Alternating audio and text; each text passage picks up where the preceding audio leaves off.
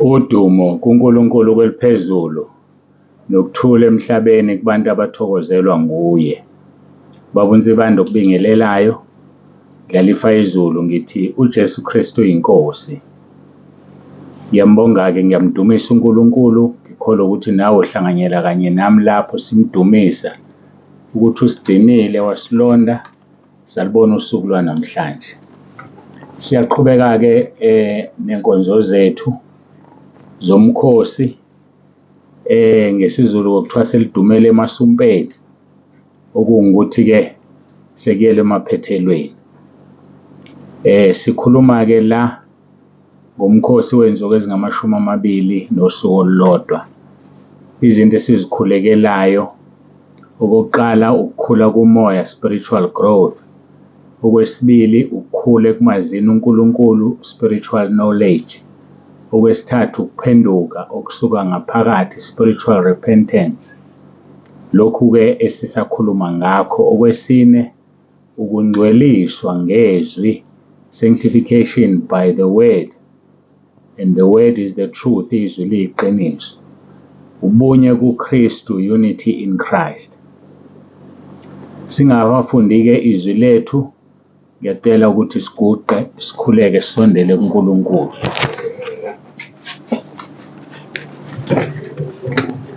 Baba, egameni likaJesu ophilayo, uNkulunkulu wethu onomusa, siyazithoba nangaso lesi sikhathi, sibonga ukugcinwa nokulondwa kuze kube lolu suku lwe-17. Siyabonga kakhulu uNkulunkulu wethu, uthando sithanda ngalo. Basizeke bonke Nkosi abasemkhosini, ubabusise, ubaqinise, sekuseduze phambili, ubapha amandla kakhulu, bahlale ekukhulekeni nasekufundeni izwi, futhi bakwazi ukukunika ithuba lokukhuluma nabo. Ngiyakhuleka-ke Nkosi ukuba nenkonzo leya namhlanje ukhulume ngayo phakathi kwethu ngomoya wakho oyingcwele. Igama lakho malikhazinyuliswe, kube khona abantwana bakho abakutholayo nabakuzuzayo. uJesu Kristu uyinkosi. Amen.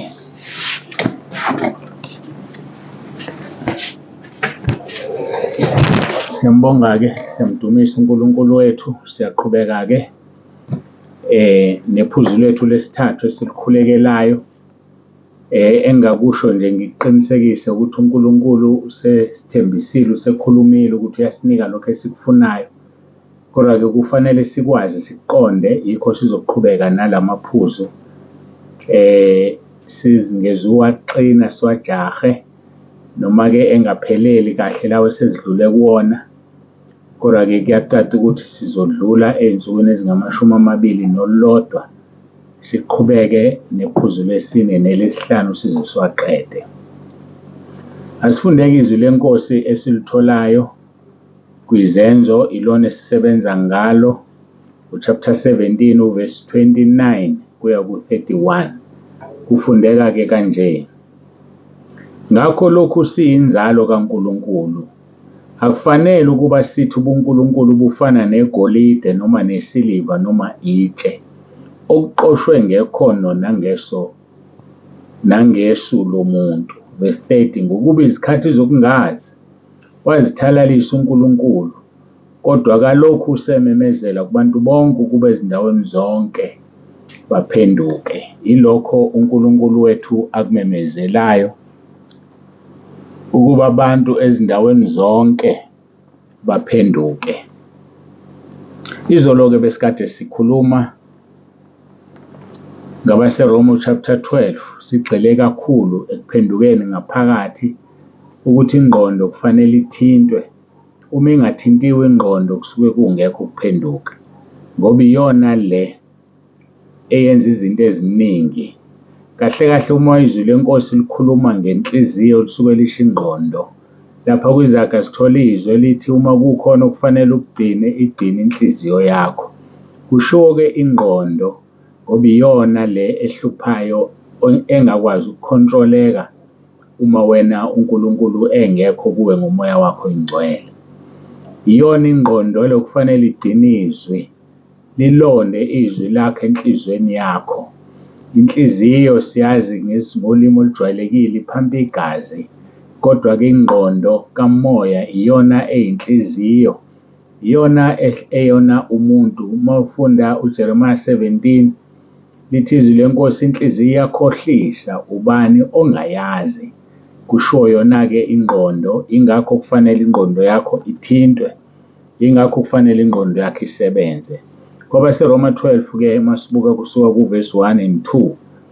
Ngakho ngiyanincenga bazalwane ngobubele bukaNkulunkulu ukuba ninikele imizimba yenu ibe ngumnikelo ophilileyo, ongcwele, othandeka kuNkulunkulu, kube ngukukhonza kwenu kokuqonda.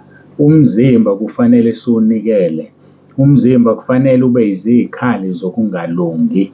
Umzimba kufanele ube yizikhali zokungcola, kube yiwona okungcolisayo. Umzimba unendawo, vele umzimba ngeke ungene ezulwini. Izwi leNkosi likubeka kucace ukuthi igazi nenyama akunaso isabelo embusweni wezulu.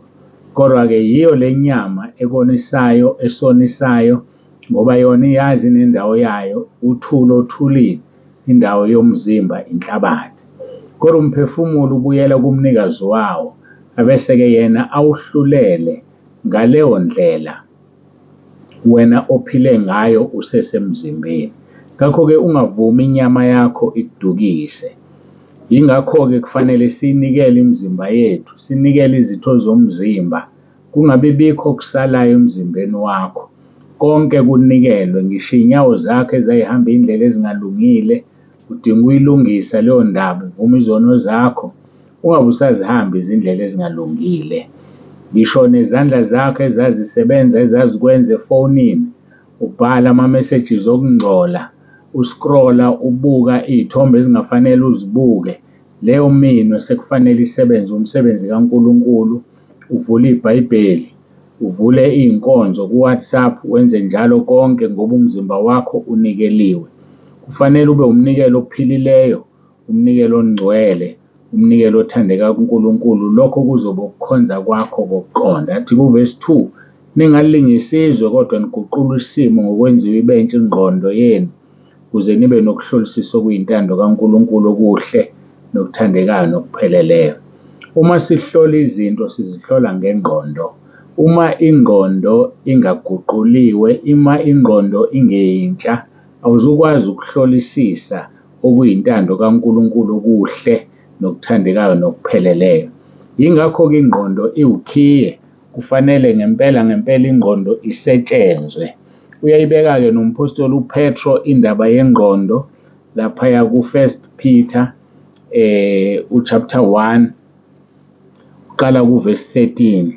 Uthi ngalokho zibopheni izinkalo zengqondo yenu, nizithibe, nethembe ngokuphelele umusa enza kwabelwa ekwambuleni kweNkosi kaJesu Kristu. Ingqondo inokhalo. Ukhalo ile ndawo ephakathi nendawo noma ewuhafu womzimba. Ngezansi kokhalo kuqala inyawo kuye le ngenhla kokhalo, iphathe ngenhla yomzimba. Ukhalo luphakathi nendawo. Ngakho-ke ngikhumbula abantu abajimayo kuba nebhande elikhulu abalibophayo okhalweni ukuze bakwazi ukujima kahle. Uma bephakamisa iy'nsimbi, umgogodla ungagobi, uqine, ungaphazamiseki, kuba nalelo bhande. Bayazi-ke abake bajima kusetshenziswa lelo bhande uma uphakamisa iy'nsimbi. Uthi-ke umpostoli uPetro, izinkalo zengqondo maziboshwe. Kusho ukuthi udinga lelo bhande ukusekela ingqondo yakho, ukuba ingqondo yakho ikwazi ukuzithiba, ukuba ingqondo yakho ikwazi ukwethemba ngokupheleleyo umusa esizokwabelwa ekwambuleni kweNkosi yethu uJesu Kristu. Yingakho-ke kusemqoka ukuthi ubophe ukhalo lwengqondo. Uma uya kwabaseKolose chapter 3 uvesi 14, siyatshelwa ukuthi isibopho esidingakalayo ngesothando. Ingqondo iboshwa ngothando. Uthando lukaNkulunkulu, uthando oluvela kuNkulunkulu abathi ngesiGriki agape. Ngakho-ke ingqondo kufanele iboshwe, noma ukhalo lwengqondo luboshwe ukuze ukwazi ukuzithiba. Abantu abangakwazi ukuzithiba ingoba ingqondo yabo ayiboshiwe, ingqondo yabo isabalele Umuntu vele enze noma yini akayithandayo ngaleso sikhathi, ingqondo yakhe ayikwazi ukuma, ayikwazi ukubhalansa, ayikwazi ukuthula iqonde ngoba leli bhande okufanele ukhalo luboshwe ngayo alukho. Yingakho-ke ngilinganise ngabajimayo. Ojimayo engenalo ibhande ephakamisa iy'nsimbi uyalimala emgogodleni. Uma eseguga mhlawumbe uzohamba egobile noma kujike ithambo lephuke, kulukhuni-ke ngoba kukhonkolo okungena emgogodleni mase kuthiwa ithambo lomgogodla liphukile. Yingakho-ke kuye kube semqoka ukuthi ukhalo lwengqondo kamoya luboshwe ngothando lukaNkulunkulu. Luboshwe ngothando oluvela kuNkulunkulu ngoba uthando luyisisekelo sakho konke. Uthi uJesu umyalo wokuqala wothanda uNkulunkulu wakho ngayo yonke inhliziyo yakho, ngayo yonke ingqondo yakho, ngayo yonke amandla akho nangawo wonke umphefumulo wakho. Kusho ukuthi uthando iyona nto esemqoka kuNkulunkulu. Yilo-ke leli bhande kufanele ubophe ngalo ukhalo lwengqondo yakho. Kungabi nabantu ongabathandi, kungabi nabantu onamagqubu nabo, kungabi nabantu othi lo angimphiwe, ngoba akekho umuntu ozomphiwa ungazange umdale. Uyophiwa umuntu omdalile ngenxa yokuthi awukwazi-ke ukudala. Kusho ukuthi akekho kumuntu wakho wena okufanele ube namamuzi kuyena, kufanele umthande. Umyalo wesibili uthi thanda umakhelwane wakho njengoba uzithanda wena. Uthando-ke luyisibopho. Ngaphandle kothando ayikho into elungile eyamukelekayo kuNkulunkulu. Siyakhumbula ukudunyiswa kothando kwabaseKorinte bokuqala chapter 13. Athi umpostoli Pawulu, noma ungakhuluma ngezilimi zabantu noma ngezezingelosi, unikele umzimba wakho ukuthi ushiswe, wenze uphe ngisho abampofu, kodwa uma ungenalo uthando ufana nethusi elikhencezayo nensimbi bangumsindo nje. Ngakho-ke uthando lusemqoka. Mayiboshwe-ke ingqondo yakho. Ingqondo yakho mayibe yintsha ukuze isimo sakho siguqulwe, i-character yakho ishintshe, le ndlela okhule ngayo ishintshe ngoba sikhule ngendlela eziningi ezingafani. Abanye bakhula emakhaya la bekufika inyanga izobagcaba kuthiwa bayaqiniswa. Abanye bakhula emakhaya obekukhonzwa amadlozi. Abanye bakhula emakhaya obekukhonzwa uNkulunkulu ngendlela efanele, kodwa usathane wabathenga endleleni. Ngakho-ke sidinga ukuthi ingqondo yakho ibe yintsha, kube kusha ukucabanga kwakho. Izwi likaNkulunkulu kuphela elikwazi ukwenza lo msebenzi. Uma ufunda amaHebheru 4 uvesi 12 no-13 likubeka kucace, izwi likaNkulunkulu liphilile, linamandla, libukhali kunenkemba ey'sikanhlangothi zombili. Lihlukanisa umoya nomphefumulo. Yikho lokho-ke umoya inhliziyo yakho, umoya ingqondo yakho, kuhlukaniswa umoya nomphefumulo. Izwi lelo elikwazi ukwenza leyo nto. Izwi-ke liyisigezo. Sho njalo abase-Efesu chapter 5, izwi liyisigezo uvesi 25 no-26 uzokuthola lapho. Liyisigezo samanzi. Ngakho kufanele-ke silalele izwi lisihlambulule, ngoba uma sesililalele izwi leNkosi likubeka kucace laphaya ku-1 Peter chapter 5 verse 22, athi senihlambululile imiphefumulo yenu ngokulalela iqiniso. Nize nithande abazalwane, thandanani ngokupheleleyo omunye nomunye ngenhliziyo. Yaluzwa-ke uthando nanto-ke, kodwa udinga ukuthi wena ulalele izwi leqiniso. Ilona elizokugeza, ilona elizokwenza ingqondo yakho ibe yintsha, ilona elizokwenza ukucabanga kwakho kushintshe.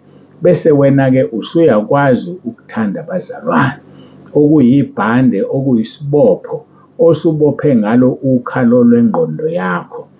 Ngakho-ke uma-ke usuthanda abazalwane ngokupheleleyo futhi umthanda ngenhliziyo, athi kuvesi 23 ka-1 Peter chapter 1, senizelwe kabusha, kungengambewu ephelayo, kodwa ngengapheliyo ngezwi eliphilileyo nelimiyo likaNkulunkulu. Izwi elisizalayo, izwi oshintsha ngalo ingqondo ibe yintsha, izwi elizokulekelela bese kushintsha nesimo sakho ngoba ingqondo isiyenziwe yaba yintsha. Ilokho-ke ukuphenduka okusuka ngaphakathi, ilokho-ke ukuphenduka esikukhulekelayo ngoba ngeke ukusize ukuhamba ekukholweni ngokwazi, kodwa sihamba ekukholweni ngokukholwa. Asihambi ngokwazi noma ngokujwayela uNkulunkulu. uNkulunkulu akajwayelwa. uNkulunkulu asenzi izinto ngokumazi. Siyazi uMose uke wamjwayela uNkulunkulu. uMose kade etsheliwe ukuthi akashaye itshe likhipha amanzi. Uma uNkulunkulu esethi Mose, khuluma kuleli tshe likhipha amanzi, uMose ngoba siyamjwayela uNkulunkulu uyalishaya. Lokho kwamenza akangangena eKhenani. Ngakho uNkulunkulu akafuni simjwayele. uNkulunkulu ufuna sihambe ngokukholwa, sihambe ngokumkholwa yena nendodana yakhe uJesu Kristu, ukuze-ke sikwazi ukuphumelela. Ngakho-ke ingqondo yakho mayenziwe ibe ntsha, ingqondo yakho ishintshwe ukuze isimo sakho siguqulwe. Ingqondo yakho idinga ukuboshwa, ukhalo lwayo luboshwe ngebhande lothando, ngoba usuhlambululile umphefumulo wakho ngokulalela iqiniso. Ukuthi uhlambulukile umphefumulo kusho ukuthi usulalelile lakuhlaba izwi. Lokho selikuhlabe kukho uzokubhala phansi, lokho eselikuhlabe kukho uzoba nedate ukwazi ukukulungisa usivume isono sakho. Uhlambululile-ke umphefumulo wakho walalela iqiniso. Thanda-ke abazalwane ngokungazenzisi. Thanda-ke abazalwane ngokupheleleyo. Uthanda abazalwane ngenhliziyo. Lokho kuzokwenza ukuthi uzalwe ngobusha, kungengambewu ephelayo, kodwa ngezwi eliphilileyo nelimiyo likaNkulunkulu.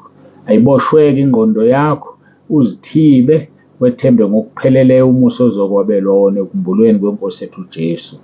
Athi-ke uvesi 14 ka1 Peter chapter 1, njengabantwana abalalelayo, ningalingisi izinkanuko zakuqala ekungazini kwenu, kodwa njengoba nibizayo engcwele, manibe ngcwele nani ekuhambeni konke, ngokuba kulotshiwe ukuthi manibe ngcwele ngokuba mina ngingcwele. Uma nimbiza ngokuthi Baba, yena owahlulele loyo naloyo ngokwemisebenzi yakhe engakhethi ibuso, anohamba ngokwesaba esikhathini sokuhlala kwenu ebufokazini. Nazi ukuthi anihlengwanga ekuhambeni kwenu kuyize enakunikezwa ngawoyihlo ngezinto ezibhubhayo, isiliva negolide, kodwa ngegazi elinqabileyo likaKristu, kungathi elewundlu elingenacala, elingenabala, owaziwa phakade izwe lingakasekelwa, kepha wabonakaliswa ngezikhathi zokugcina ngenxa yenu